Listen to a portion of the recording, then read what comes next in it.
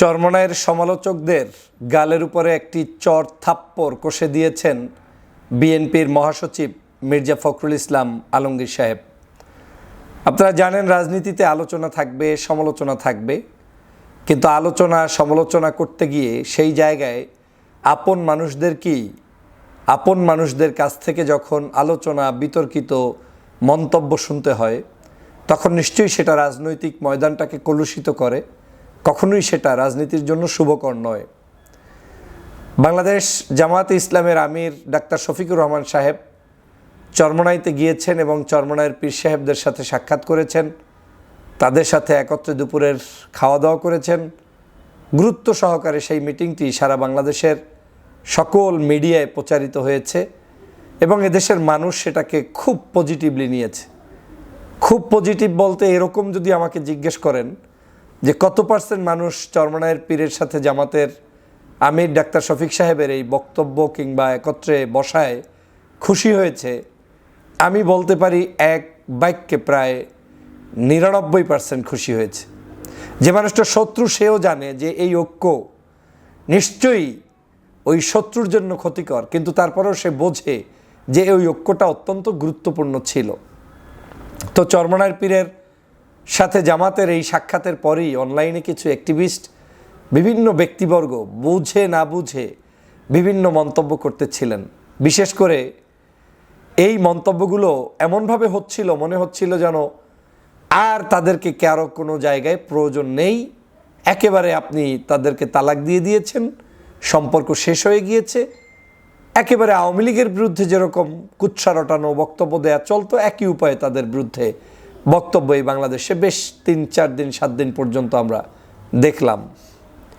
এবং প্রচুর পরিমাণ বিগত দিনের ভিডিও, কারো কোনো বক্তব্য কাটছাট করে সেগুলোকে পোস্ট করা, বিভিন্ন সিনিয়র রাজনৈতিক নেতৃবৃন্দের মুখ থেকে বেফাস মন্তব্য আমরা শুনেছি।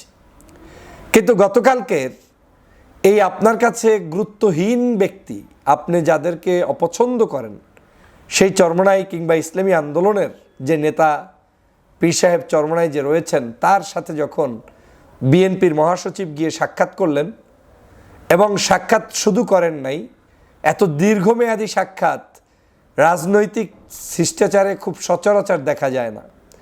গিয়েছেন, নামাজ পড়েছেন, বসেছেন, কথা বলেছেন, সাংবাদিক সম্মেলন করেছেন। এই লম্বা একটি সময় মির্জা ফখরুল ইসলাম আলমগীর সাহেব কাটিয়েছেন চরমনাইয়ের পীর সাহেবদের ঢাকাস্থ কেন্দ্রীয় কার্যালয়ে।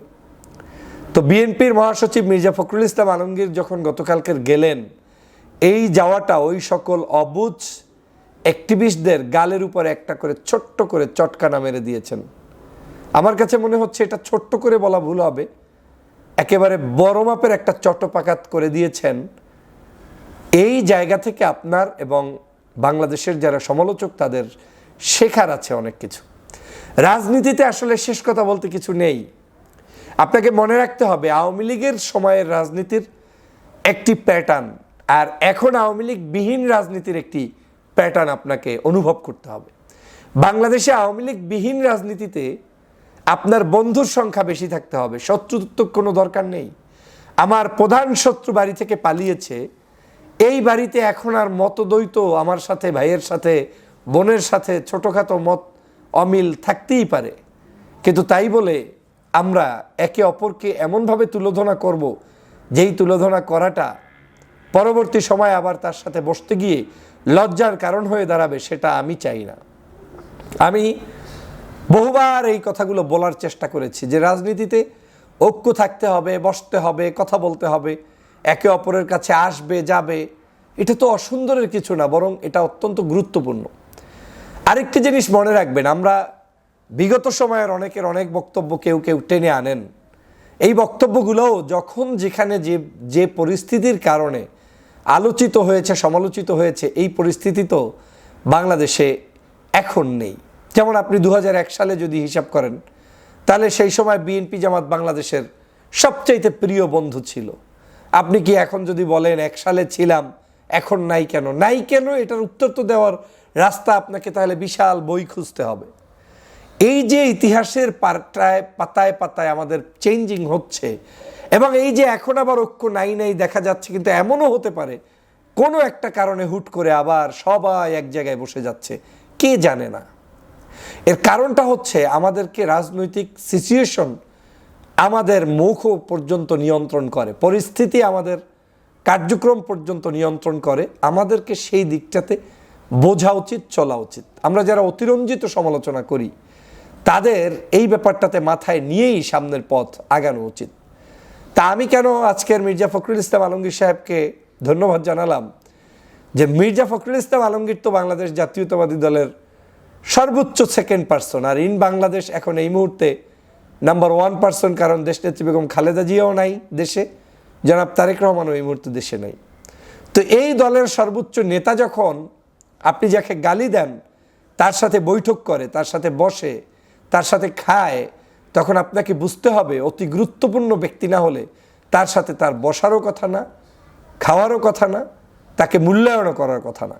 যেহেতু তিনি মূল্যায়ন করছেন, তার মানে আপনি কোন কর্মী সাজলেন যে আপনি একেবারে তুলোধনা করে শেষ করে ফেললেন। এই জাতীয় কর্মীদের কারণে আমাদের দল ক্ষতিগ্রস্ত হয়, আমাদের দেশ ক্ষতিগ্রস্ত হয়, আমাদের ঐক্য বিনষ্ট হয়, আমাদের মানসিক যে একটা দূরত্ব সেটা অতিরিক্তভাবে এমনভাবে তৈরি হয় যেটা লাঘব করা যায় না। প্রিয় বন্ধুরা আমার, আমরা বাংলাদেশের আগামীর রাজনীতিটা কিন্তু অনেক পরিবর্তন হয়ে গিয়েছে। আমি বারবার বলছি, এখনও বলছি, ইভেন আমরা জানি যে আগামী নির্বাচন এমনও হতে পারে বিএনপি বেইজ একটা মত, জামাত চরমনাই আলেম ওলামা বেইজ একটা মত হয়েই যেতে পারে। এটার একটা ধরন দেখা যাচ্ছে। এই মত হওয়ার পরেও অনৈক্য করা যাবে না। মত মতের জায়গায় থাকবে, ভোট ভোটের জায়গায় চলবে, কিন্তু নির্বাচনের জায়গায় হবে। তারপরে অতিরঞ্জিত একে অপরের বিরুদ্ধে করা যাবে না, তাইলে আপনি দুর্বল হয়ে পড়বেন। কারণ এখন আর আওয়ামী লীগ নেই। আওয়ামী লীগ যখন ছিল তখন কেউ কাউকে ঐক্যের প্রয়োজন ছিল না। ওই আওয়ামী লীগের মুগুরটাই বাংলাদেশের প্রত্যেককে ঐক্য করে দিয়েছে। যদিও আমি মনে করি এই মুগুর অনেক দিন মিস আছে বিধায় আবার অনেকের পিছন চুলকাচ্ছে। এই মুগুর হয়তো আবার প্রয়োজন হতেও পারে, কিন্তু মুগুরটা যতদিন ছিল ততদিন সবাই টান টান সোজা করে সহি শুদ্ধ কথা বলতেন, সবাই একেবারে ঐক্যের পথেই বেশি হাঁটতেন। অতএব সেই সময়ের মুগুরের দিকে একটু তাকিয়ে তাকিয়ে আগামী দিনের পথগুলো আপনাকে চলতে হবে। বাংলাদেশে আওয়ামী লীগের কাছ থেকে চরমভাবে ধিক্কৃত, নিগৃহীত, অপমানিত, অপদস্থ এই বাংলাদেশের সমগ্র রাজনৈতিক দল হয়েছে। একটা দল বলতে পারবেন না যে হয় নাই। এখন কাউকে সুবিধাভোগী বলবেন, কাউকে বিশেষ চিকিৎসাভোগী বলবেন, কাউকে দালাল বলবেন, কাউকে শেখ হাসিনার টাকায় বিদেশে চিকিৎসা হয়েছে, কাউকে গোপনে আতাত হয়েছে, এই যাবতীয় অনেক কথাই আপনি বলতে পারবেন। কিন্তু এই কথাগুলোর মধ্য দিয়ে এখন আর কোনো আমাদের সুবিধা হবে না।